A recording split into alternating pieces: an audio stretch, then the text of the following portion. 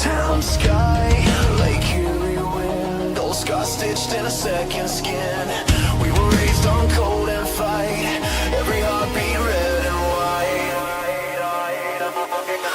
Echo in the boards, crowd breathing fire, names on the glass like a funeral pyre. This is our house, this is our sound, from the Cleveland concrete of gold.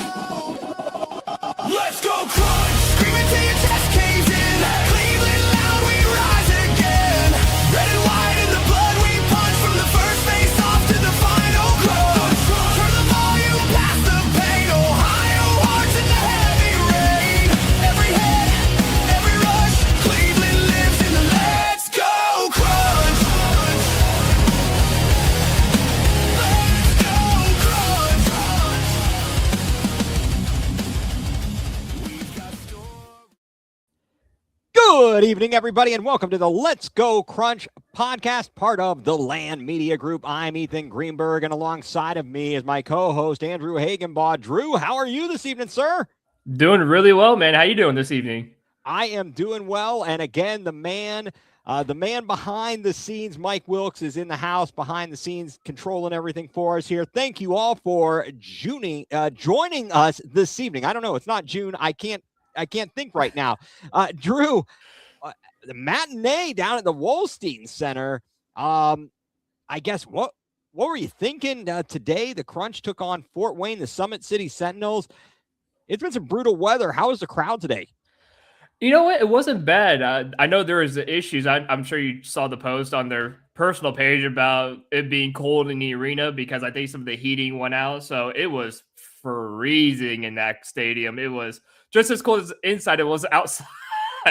But you know what? Everyone came in, everyone showed up, they powered through. And you know what? As the game came along, everyone kind of warmed up because, a lot of body heat going on in there. So it got a little warm, but oh man, look at this. Look at this guy warming up. You are in good form. I like it. I told you that we could have snuck you out onto the field. We saw for Fort Wayne, there were at least a couple players. One person had a number taped on the back of his jersey. Yeah. I don't ask me because I have no reason, no record, no answer for that. I just happened to see it. I saw two guys with tape numbers and I was like, okay. And then one of the guys' numbers fell off. So you put on just the warm-up top and just said, I'm just going to wear this and be done with it. Okay. All right. Maybe it's some budget concerns there, but hey, everybody powered through, you played through it.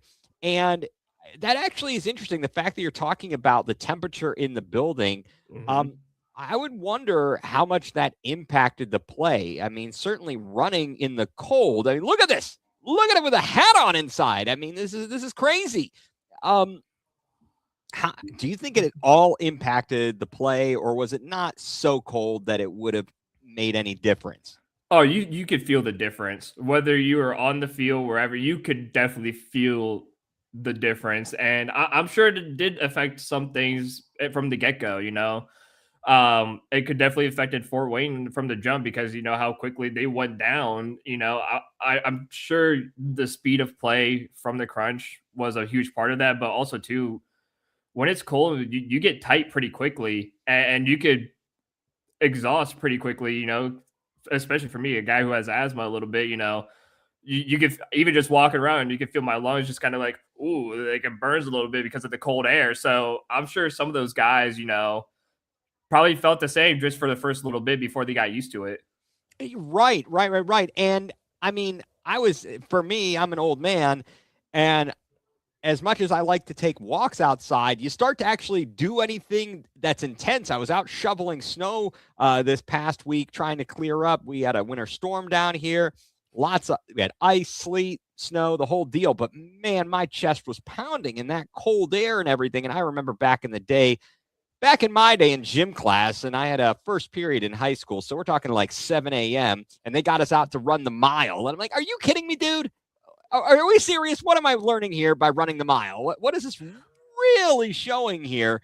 I don't know. But for those of you who didn't know, the Crunch, a winner today over Fort Wayne, Summit City Sentinels by a score of 13-8. before Fort Wayne even had an opportunity in my eyes to blink, Cleveland was up 4-0 just about 8 minutes into the first quarter. And at the end of one, it was 5-1. It was just crazy Yeah. that they went up so quickly and just ambushed them. And there was no real coming back from that, even though the final score was a lot closer than that early burst would have had you thinking. Um, I mean, when you saw them come out and jump on them right away, do you think that was just a bit of a kind of a motivating factor? The fact that they've had a couple of tough matchups in recent weeks. They gutted out the win in Pittsburgh and the last home win over Chicago. Yeah, absolutely. When you play, a few tough stretches of games, especially when it's like super close, you want to come out firing, you want to come out dominating. And obviously, the crunch showed that they came out lightning speed. I think I saw Mike say it was like 5-0 in the first like 7-8 minutes of the game. So, you know, yeah, I mean, 36 to 20 shot advantage is not close at all. And a lot of that came right from the jump, and that's what they needed. They needed a fast start. A lot of you called up a lot of the young guys who a lot of them were their first games today, for the crunch. A lot of first names. There's McCourt right there, his first game. We'll talk about him in a little bit. But, when you have a bunch of young guys whose first game, you want to get off to a pretty fast start, because again, you're missing Bozak, a couple of the other main starters because they're focused on the next week against Toronto. So it's important that they did this, and I'm sure they're going to look for the same intensity on Saturday. This coming up in Toronto. Exactly. And I misspoke. I said that the last couple matchups I had mentioned Pittsburgh, but I said Chicago, but I meant to say Lansing. Yeah. So their last time out a week ago, they defeated Lansing 10-8 in a battle. And then today, Fort Wayne, they win 13-8. But the first time these teams met on December 20th, the Crunch defeated Fort Wayne 18-2. I was texting you guys during the game and saying, I want 20. I want 20. And don't worry, Kevin. First of all, thanks everybody for tuning in and Yes. joining in. Yeah, McCourt. Don't worry. It's all good, Kevin. We got you. We knew who you were talking about. In today's action, we get out to the 5-1 start. Yeah. At the end of the first quarter, and things kind of slowed down, and we were ahead 9-3 at halftime. It wasn't even until late the second half of the third quarter, about the first 8 minutes, it was goalless. And then in a period of 1 minute and 40 seconds, the Crunch tacked on 3 goals. And at that point, it's 12-3. Fort Wayne's done. They were toast, even though they kept battling the whole way through to pull it to only a 5-goal loss. They were down 12-3, and it was out of hand at that point. But you got to give credit where credit is due. As Mike from the UK, who's commenting, the 36-20 shot advantage for the Crunch, lots of great saves.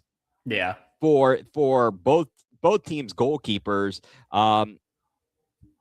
Fort Wayne's goalkeeper really had his work cut out for him. Stopped a shootout goal, a penalty shot. Made some other fantastic saves to keep the Crunch from adding on even more goals. So it was really, in as much as the Crunch had control of the game, Fort Wayne didn't give in. They didn't fold.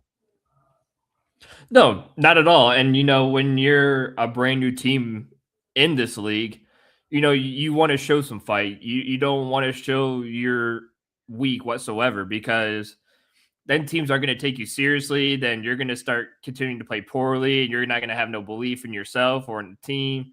So you want to show that you could play in this league. You want to show that you could fight. You show you could take on the best of the best.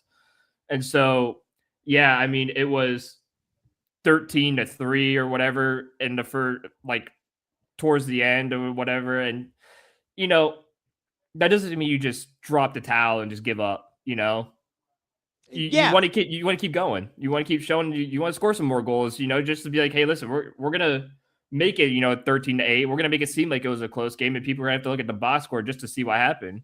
Exactly, exactly. I mean, Mike, he went through the box score. Yeah.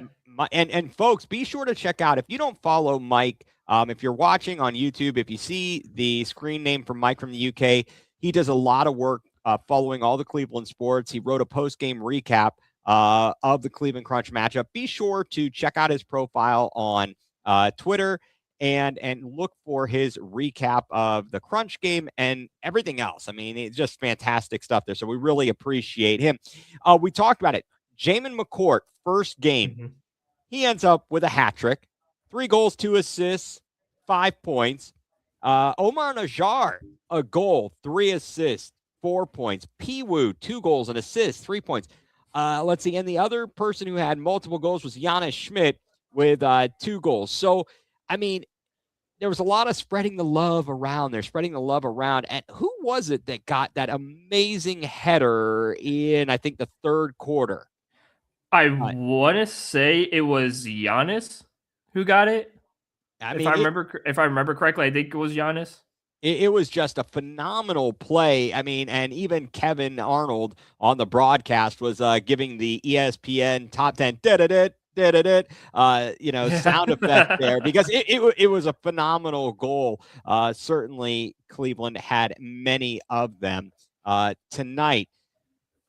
So overall, I guess what were your takeaways from, as you were there in person, what were your takeaways from this win? How did the team look? We are halfway through the season now. It's a 12-game regular season.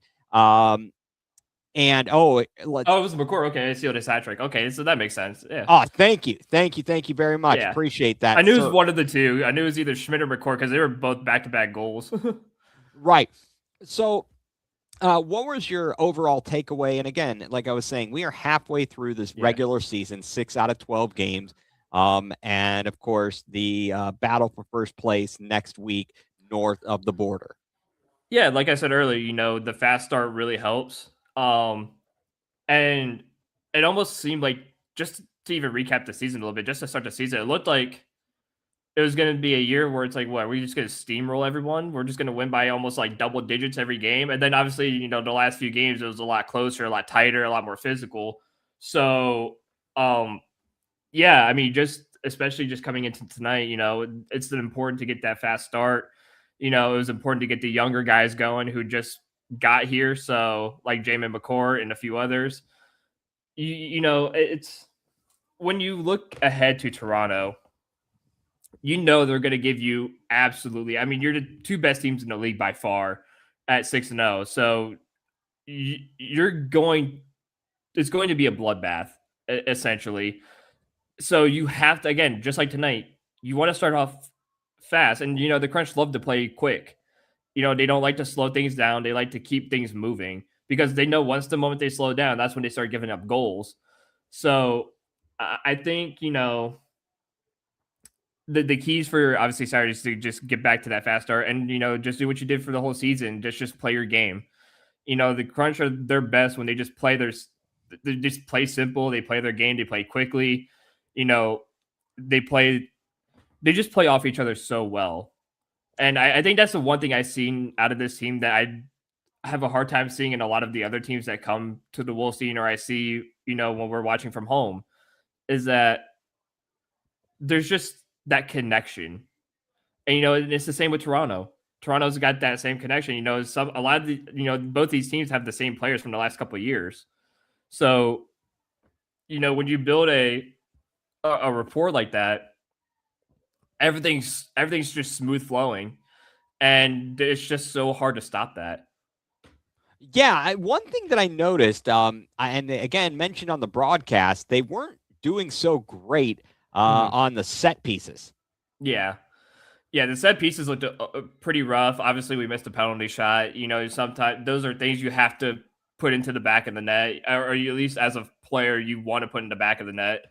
Um, and they just didn't defend the set pieces all that well, really either. And there's going to be some days where that's going to happen. So it's just it's just something that you have to work on going into the week. Be like, hey, listen, we were terrible at set pieces, so we got to really hammer these down, start defending these pretty well. Because if you're Toronto and you're looking at that, like, hey, the last couple of games, these guys weren't really all that good on set pieces. Maybe this is where we get to them. This is where we get our goals and our chances and our opportunities. So you want to make sure you work on that, and you want to be able to defend well. So I think that's going to be very crucial this week for the Crunch, like you said, because that was my biggest takeaway from this was the set pieces were just bad. Yeah, well, the good news is you have room for improvement, and we talked about the penalty shot that got stopped. We didn't have generally our best player out there in Admir Suljevic. Yeah. He went out of the game relatively early. Again, not sure exactly what occurred there. But certainly, hopefully, he's all right. But not having him out there and giving some of these younger players an opportunity. Again, folks, if you've been following along, first of all, today, guys like Ryan Minnick, Aiden Bozak did not play. The Crunch has been without Mikey Derazic since the end of game number 3, when that fracas, I don't know how to pronounce. Hey, look at this. Is this Thomas Nagy? Look at this guy. Look at that, man. we are doing well. We've got the players from the Crunch. Thank you for tuning in. We do appreciate that. Like the photo. It's very nice. So it's one of those things. So again, I was saying Mikey Derazic has not been in the lineup since the third game of the season. That was the Crunch home opener. He was suspended for 4 games. The last of the 4 games is this one coming up in Toronto. Now, normally, from what we've seen, Mario Musa doesn't travel or hasn't traveled this season. So it appears it's going to be Liam McIntosh would be the goalie in line to start for the Crunch. He only played 28 minutes. Ultimately, his night ended after a blue card. He made a challenge outside of the box and received a blue card. And then from that point on, they put in Scott Santa. Is there any concern about, Liam? I mean, he had a pretty good game, but not an amazing one this afternoon. No, I mean, nights like this happen, though. You're going to give up some goals that you shouldn't be giving up. And, there's going to be shots that are going to be hard to save. So I'm not going to sit there and be like, could he have done better? Yeah, sure. There's, like you said earlier, there's always room for improvement for anything or anybody. So, I'm sure there's times where he's kicking himself. But, I do think the challenge where he got the blue card was a little reckless in a sense, but when you're in those last second split decisions, you just have to come out and just make something happen. And, he went for it. And, so those are the breaks sometimes, you can't help it. I mean, I've been there as a player. I'm sure Tomas, who's listening, has been there as a player where sometimes you make the challenge and it's something that you had to do or, just to save a goal or get the ball out. Sure. So, and I'm sure Scott was going to come in at some point anyways. Right. It was a big lead at that point. It's 13-3, whatever. So he was going to come in probably regardless at that point. Yeah, agree. Definitely agree. I did notice there was some sloppy play at the back. We gave up a couple of soft goals, just to kind of, I credit where credit is due for Fort Wayne pressing up and not just letting us piddle with the ball on the back, but gave up a couple of easy chances that you would like to not do that going forward. So today, big win, another win for the Crunch at the Wolstein Center. Tamash, thank you very much. We appreciate it. Appreciate that. We're going to need you on. We're going to need to have you on, so we'll have to work something out and get you on here. Really do appreciate you tuning in. So the Crunch are winner today, 13-8. And before we move forward, and again, you've kind of hit on what's coming up next against Toronto, but just to talk a little bit about what's going on around the league. This weekend, kind of a light schedule. On Saturday, that would have been yesterday, let's see, what do we got? The Amarillo defeated Las Vegas 13-4. Chicago took down Pittsburgh 7-6. And today, besides the crunch in action, Amarillo took down Salt Lake City 14-4. And if we take a look here at the standings, and this is where I was going to go with it, as Cleveland and Toronto will be duking it out for first place in the North Division. Cleveland and Toronto both sitting at 6-0 overall. Cleveland, though, ahead due to goal differential plus 47, while Toronto a mere plus 28 in goal differential. And out down in the South Division, Orlando is 7-2. Well, actually, 7-2, with both of those being overtime losses, a plus 45 goal differential. Now they played 9 games. Amarillo is 5-0, so they've only played 5, and they're at plus 41. So certainly Amarillo is going to be, one to watch out for in the South Division. But for now, Cleveland and Toronto, a showdown coming up next week north of the border. This is going to be interesting. And right here, as we pivot and to talk about next week's matchup, Mike from the UK is reading our mind here. Toronto might be rusty. And not only that, so he said they haven't played in 3 weeks. They haven't played since January 10th. Drew, we were talking about this a little bit before we came on. Rest versus rust. How much of an advantage or disadvantage is that in this game if you're looking at it from both teams' perspective?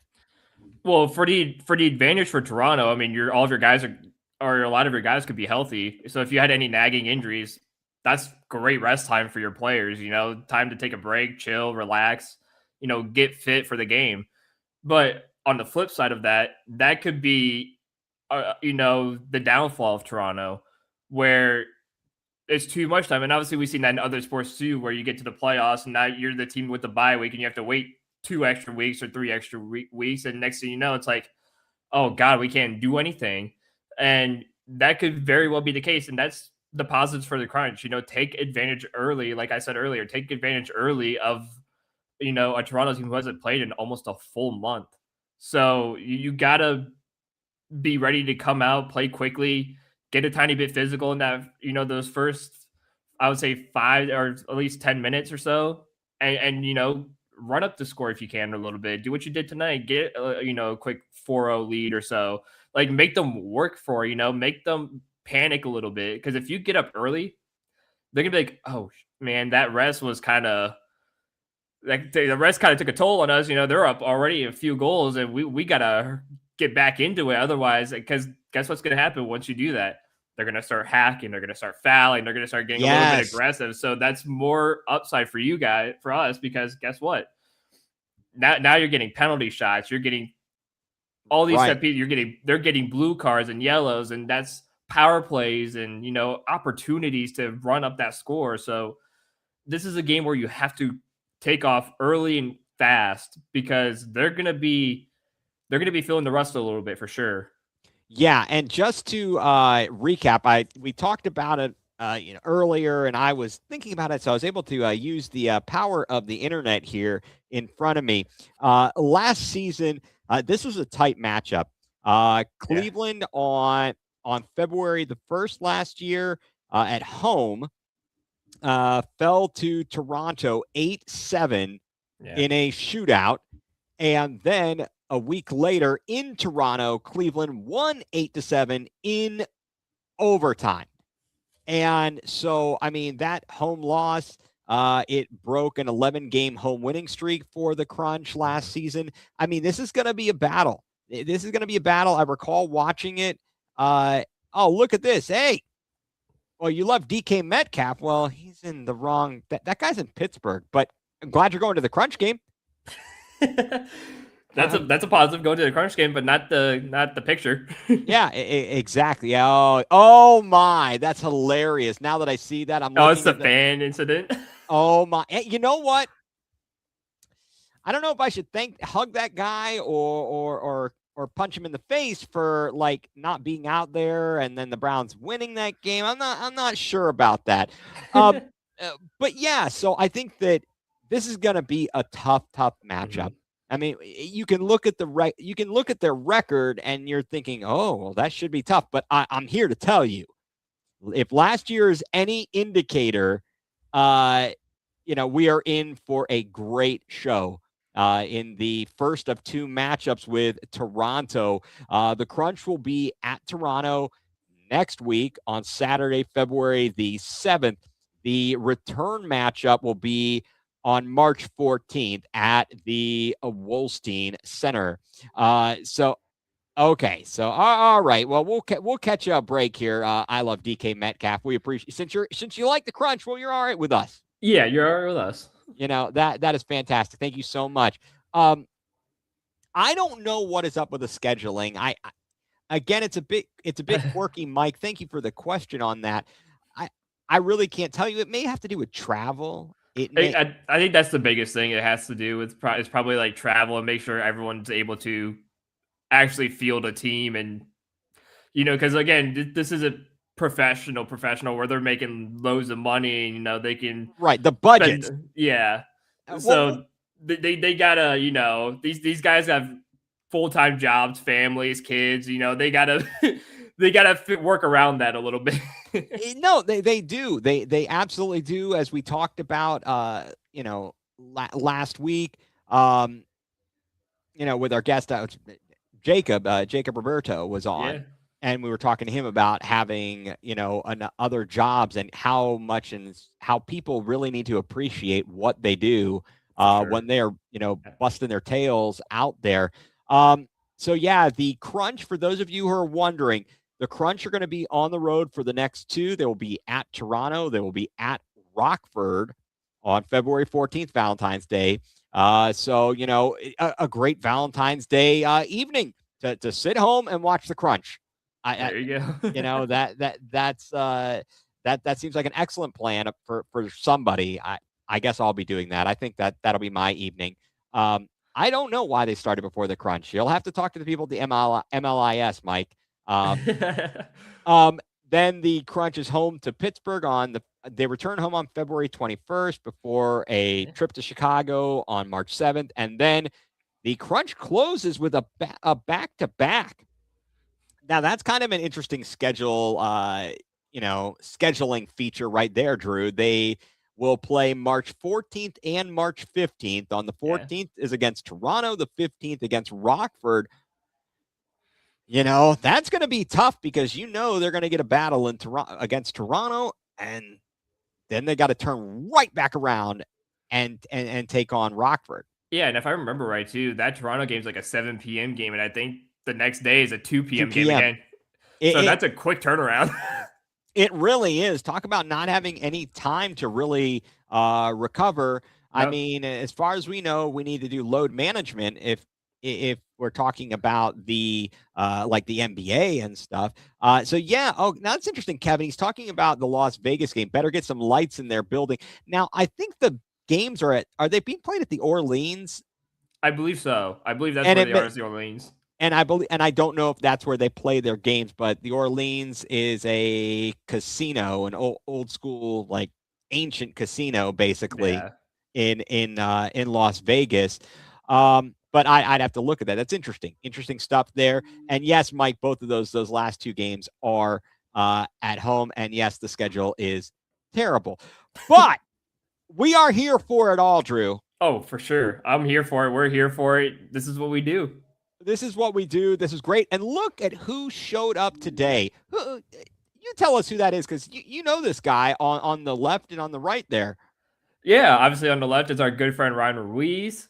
And obviously on the right, if you're a big football fan, especially, a Cleveland sports fan, and and if you're a Saved by the Bell fan, this is the legendary Bob Golick. That's crazy. I worked with him for WNIR 100.1 from like 2018 till I say like 2022. So close to 5 years working with this man right here. So it was awesome to see him again tonight. Yeah, you sent me that. You guys sent me the picture. I'm like, I'm looking and I saw the hat NFL alum, and I'm like, wait a second, is that Bob Golick? It is indeed Bob Golick. That is amazing. Bob Golick. As I said, I don't want to talk to him about football. I want to talk to him about his time on the set in his acting work as the resident assistant for Saved by the Bell, the college years. I Yeah. bet there are some good stories there. I think we could have a phenomenal show just talking about that. Yeah, you were just reminiscing about that over. Oh no, Mike said who? Well, Mike, okay, you're laughing here. Now, if for those who don't know, all right, if you have any younger fans, Bob Golick. Oh, he's never heard of the show. Okay, so there's Oh, okay. That's all right. different. Okay, that's different. All right, I was yeah. gonna say. There was a show, Mike, and for anybody who doesn't know, in the 90s called Saved by the Bell. It was on Saturday mornings on NBC, and then they did a follow-up to it. They were in high school in the original. They did Saved by the Bell, the college years. As the students went on to college, and Bob Golick was the resident assistant. So he was on the set. And again, I would love to just have a conversation with him about that, because I bet there are fascinating stories. Oh, I do. You know what? I never asked him about it, but he did tell him some really good stories when I worked with him. Some really good stories.